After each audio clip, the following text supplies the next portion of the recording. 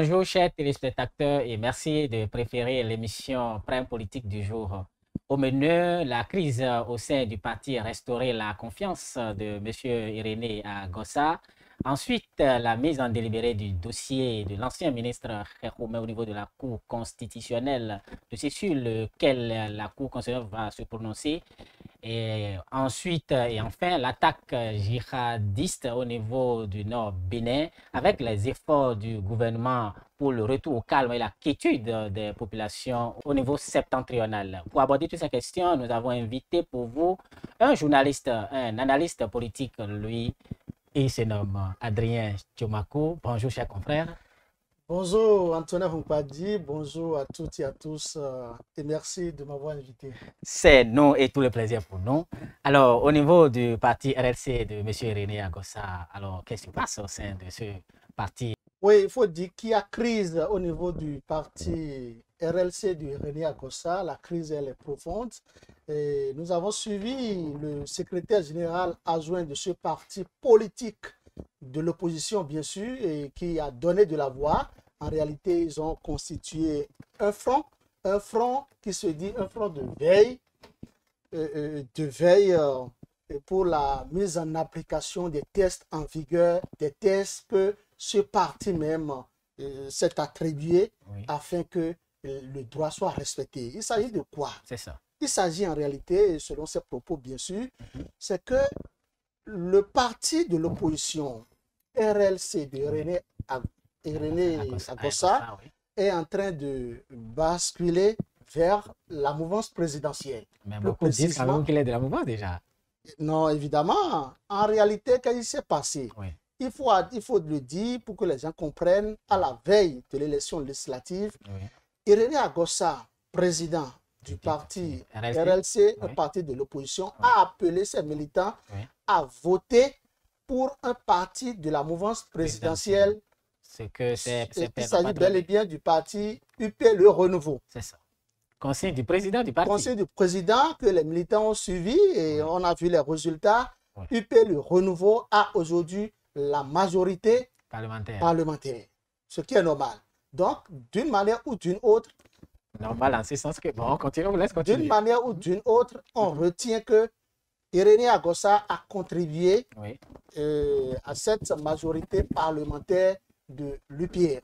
Ah bon? Maintenant, oui, ce qu'il faut dire, c'est qu'après cette étape, le parti entend, et évidemment, ils sont consentants, ils sont très nombreux, et à donner leur quitus. Le parti veut bien aller quitter la mouvance pour l'opposition ou bien l'opposition pour la mouvance. C'est ça. Donc, le parti, en réalité, est en train de quitter l'opposition pour la mouvance. Mais il faut quand même Mais il y a des formalités.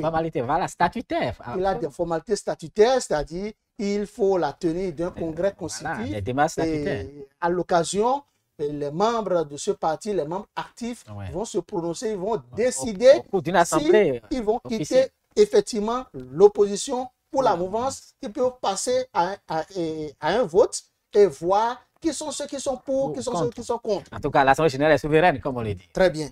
C'est dans cette optique qu'il y a un groupuscule de militants du parti de l'opposition RLC. Et ce groupe d'individus, ces personnes, ces responsables de ce parti politique, bien sûr, ont opté à ce que le président Irénée Agossa n'organise pas ses assises, n'organise pas ce congrès et que de façon unilatérale, il peut prendre juste une décision du bureau, qui n'est forcément pas au-dessus de celle de l'Assemblée générale. Tout à fait. Et c'est-à-dire, ils vont se retrouver et ce groupuscule est en train. Mais qui est à la tête de ce groupe-là, ou bien de ce noyau-là, ou bien de... Non, écoutez, donc, il faut obligatoire. Ce qu'ils sont en train de vouloir faire, c'est quoi? C'est que ce groupe est en train de vouloir amener Irénée Agossa à prendre un acte pour dissoudre le parti et dire désormais que le parti RLC n'existe plus, mais ce parti maintenant s'est fondu à l'UP Le Renouveau. Oui, mais il faut et c'est ça. Normalement, il y a des formalités. Si nous prenons l'article 69 de leur statut, il est dit clairement. On dirait que tu vas courir membre du parti. Non, non, pas du tout. Vous savez, moi, mon parti, c'est ma petite famille. C'est ma femme et mes enfants qui constituent mon parti. Donc, je n'ai pas de parti au Bénin.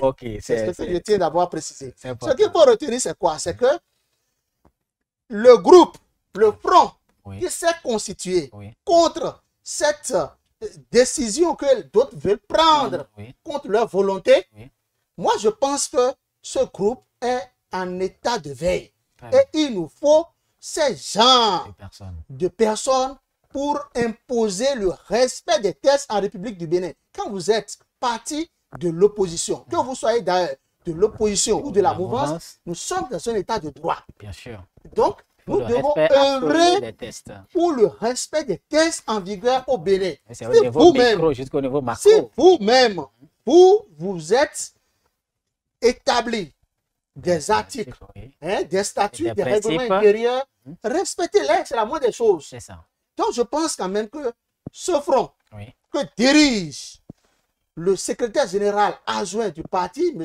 Toti Mariano, c'est un front que nous devons soutenir, nous devons encourager, parce que rien ne sert de brûler des étables. Écoutez, quand vous suivez M. Mariano, il a été, on ne peut plus clair, il dit, parce que moi je l'ai suivi, il a dit que si éventuellement le président écoute ceux-là qui veulent le rouler dans la farine, eux, ils sont prêts à l'ester en justice. Ils vont l'assigner en justice. Le président Irénée Agossa sera assigné en justice si éventuellement il prend cette décision unilatérale au nom de tout le parti politique et en écoutant ceux-là qui ne veulent pas de l'organisation du congrès constitutif ordinaire. Donc je pense que c'est quand même très courageux. C'est salutaire, c'est des actions du genre que nous, journalistes éveilleurs de conscience, nous devons soutenir. Je pense que ce monsieur, et son nom là, comment il s'appelle, le secrétaire général adjoint, qui est le porte-parole de ce front, puisque la crise elle est profonde, tout le monde sait aujourd'hui maintenant qu'il y a crise. En tout cas, nous, on ne sait pas. Moi, peut-être, je ne sais pas. Au sein du parti RLC, que le parti veut quitter officiellement la mouvance pour l'opposition. Et qu'il y a l'opposition pour la mouvance. Tout à fait, excusez-moi. Que le parti veut bel et bien quitter l'opposition pour la mouvance. Donc, il faut dire que la crise, elle est profonde. Il y a crise au sein du parti RLC, le parti de l'opposition dirigé par Irénée Agossa. Parlant toujours des dossiers politiques, alors la Cour va se prononcer, pour ne pas dire la mise en délibération, sur le dossier de l'ancien ministre Kheroumé qui en temps été élu et député et démissionné aujourd'hui prétend quand même aller à l'Assemblée nationale en saisissant et l'Assemblée nationale, au finish, la Cour constitutionnelle va prononcer la mise en délibération du dossier ce jeudi. Alors quelle lecture faites-vous? Est-ce que Kheroumé a encore de chance à siéger à l'Assemblée ou non? Vous savez, nous sommes dans un état de droit. Et je pense quand même que les décisions de la Cour sont sans recours. Absolument. Toute décision de la Cour s'impose à tout le monde, que tu sois chef de l'État, que tu sois cultivateur, que tu sois journaliste. Les décisions de la Cour s'imposent à tout un chacun de nous. Ce que je voudrais d'abord déplorer, c'est que c'est vrai, on peut me dire que s'il est dans son droit le plus absolu d'aller très vite pour aller siéger à l'Assemblée nationale. Je vais parler du Kheroumé, mais je pense quand même que la discipline du groupe impose que Kheroumé se rabatte d'abord sur cet ténor, en saisissant officiellement de sa nouvelle ambition. Le chef de son parti politique de ses ambitions. Et là, celui qui l'a suppléé peut démissionner. Si Yahweh Deou démissionnait et que Yahweh Deou lui cède sa place, il n'y a pas à amener même ce dossier. Les tests, que disent les tests? Les tests.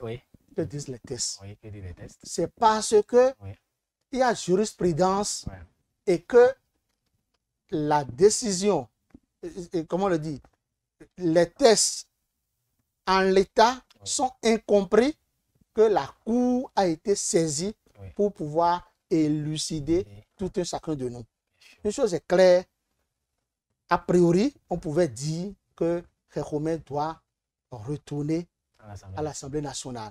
Mais si nous devons faire du juridisme, ce n'est pas évident. Ce n'est pas évident. Je pense quand même que la chance de Khékhoumé n'est pas... Je ne dis pas que Khékhoumé n'a pas de chance pour se retrouver à l'Assemblée nationale. Non. Puisque la Cour a été saisie, le délibéré, je pense que c'est demain jeudi, c'est aujourd'hui, c'est jeudi. Donc je pense quand même que nous allons tous rester à l'écoute pour la suite. Les 7 sages vont nous délivrer, tout le peuple béninois sur le sujet. Le peuple béninois, en tout cas, c'est spécial. C'est un dossier qui ne concerne que Khékhoumé. Pas Khékhoumé, c'est tout le peuple béninois. Parce que si c'était bien compris de tout le monde, on n'allait pas saisir la Cour constitutionnelle. Donc, on attend la décision de la Cour. On attend la décision de la Cour. La décision définitive, bien sûr. Tout à fait. Alors, à l'intérieur du pays, depuis un certain moment, des attaques djihadistes sévissent depuis. Alors, récemment, c'est quelque part au nord où il y a beaucoup de victimes. Et dès lors, les écoles ont été fermées. Et il paraît, bien sûr, des populations se sont déplacées. Et à un moment donné, le gouvernement étant garant de la sécurité humaine a dû prendre ses responsabilités pour le retour calme, pour la quiétude de ces populations qui aujourd'hui ça rassure. Alors, votre lecture par rapport à cette situation à l'intérieur du pays? Ce qui est d'abord rassurant, c'est que la situation est sous contrôle désormais. C'est important. C'est très important parce que ce n'était pas gagné d'avance. Si des djihadistes arrivent à commettre des actes plus aussi crapuleux. Et vous avez vu des images, c'est vraiment déplorable. Assez de pertes en vie humaine. Des blessés aussi à gauche, à droite. Je pense quand même saluer cette réaction prompte du gouvernement à travers les services sécuritaires et de défense. Tout à fait. Il faut dire que il faut reconnaître que beaucoup d'efforts sont consentis. Beaucoup d'efforts sont en train d'être menés tant bien par nos forces de l'ordre, les militaires, les policiers, bien aussi que par le gouvernement. Je vais parler des acteurs politiques, de ceux qui nous gouvernent politiquement. Il faut dire que beaucoup de moyens sont mis. Il y a eu assez de moyens déployés ces derniers jours parce que la situation est vraiment préoccupante. Nous parlons bel et bien de la vie humaine et que en l'état, on doit sauver ceux-là qui vivent, qui sont sous autisme, qui vivent cette psychose. C'est déjà bien que le calme soit revenu. Nous allons saluer au passage les messages de paix et d'assurance du préfet et du maire de Kérou. Et aussi, il faut dire qu'il y a des actions, le ministre de la Défense surtout, il y a des actions qui ont été prises au nord du Bénin par ces autorités. Par endroit, on décrète des couvre-feux qui démarrent à une certaine heure, c'est-à-dire à partir de 19 h, toujours pour le bonheur des populations. Vous ne devrez plus circuler à moto parce que le constat est que les djihadistes viennent à moto et ils opèrent, ils sont très violents et ils attaquent et nos forces de l'ordre sont là pour riposter. Je pense quand même aussi que depuis ce jour, on a constaté que les attaques, les répliques, les ripostes, je veux dire les ripostes s'enchaînent. Aujourd'hui, on déploie aussi dans le rang de ces djihadistes des pertes en vies humaines. Je pense que l'armée béninoise est à la hauteur de ce qui se passe. Mais je pense que ce qui est bien, c'est que le calme est revenu et que nous devons œuvrer pour ça. Il faut que des gens dénoncent tous ceux-là qui sont suspects dans leur zone, tous ceux qui roulent tardivement, pour qu'ils viennent à tel ou tel endroit. Je pense quand même que nous sommes sur la bonne piste. C'est très important. Le gouvernement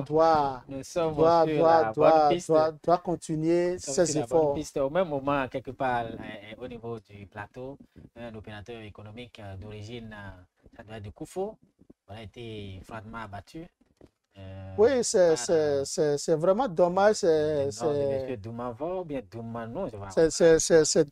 c'est un opérateur économique qui a été député à l'Assemblée nationale sous Kérékou. Beaucoup le connaissent. Bon, c'est vrai, il a tellement de connaissances. Je ne dirais pas qu'il est milliardaire, mais c'est quelqu'un qui a un peu d'argent. Oui. Il fait partie de ceux-là qui financièrement sont assis en République du Bénin. On ne sait pas ce qui s'est passé, c'est déplorable. Une chose est claire, la police est sur le dossier, une enquête est ouverte. Il faut dire que les circonstances dans lesquelles il a trouvé la mort, ce sont ces circonstances qui inquiètent. Quelqu'un qui a été criblé de balles, il a été arrosé de balles parce que assez de balles ont été retirées de son corps. Et vraiment, c'est dommage. Je pense quand même qu'un opérateur économique qui veut développer une zone essaie de collaborer avec. Oui, il faut que la population collabore correctement avec les forces de l'ordre et les forces armées béninoises parce que c'est très important.